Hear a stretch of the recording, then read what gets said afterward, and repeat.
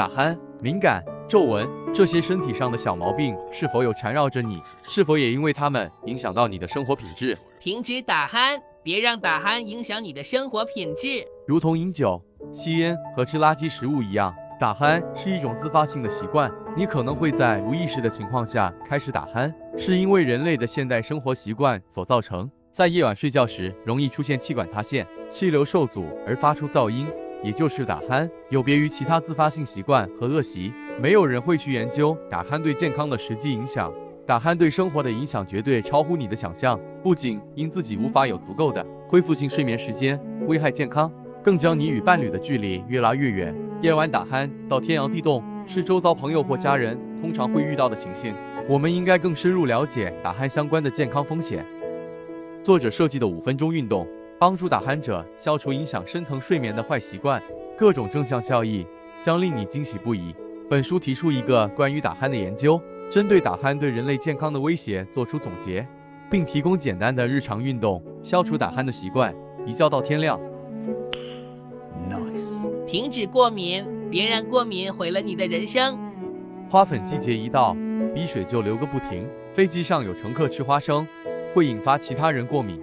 对于世界上几百万名过敏病人而言，过敏俨然成为他们日常生活中的大问题。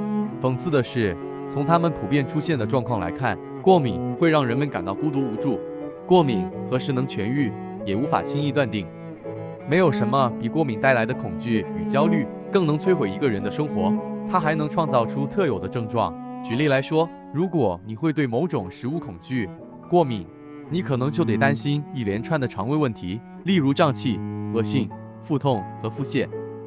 作者以清楚易懂的说明，加上简便操作的原则，让你了解什么是过敏、过敏与不耐症的区分、不同过敏类型的诊断、预防与处置、常见问题与解答。别再默默忍受不适感，重新拿回掌握健康的主导权。停止皱纹，别让皱纹泄露了你的年龄。你可以长智慧，但不一定要长皱纹。维持匀称曼妙的身形不难，但要怎么看起来更年轻？让这本书教你掌握看起来比实际年纪更年轻的秘诀。皮肤是人体最大的器官，覆盖面积广大，是人体精密的保护装置。但是皮肤很薄、很软，更应处在第一线的防护位置，容易因外力或环境因素受损。时间一久，皮肤功能就会持续衰退，或结构遭破坏而不紧实，产生纹路，也就是皱纹。在书中将介绍皮肤的结构，以及不同因素对皮肤的影响，以及最容易产生皱纹的3大重点区块。男女肌肤差异，甚至从皮肤状态就能看出身体哪里出现问题。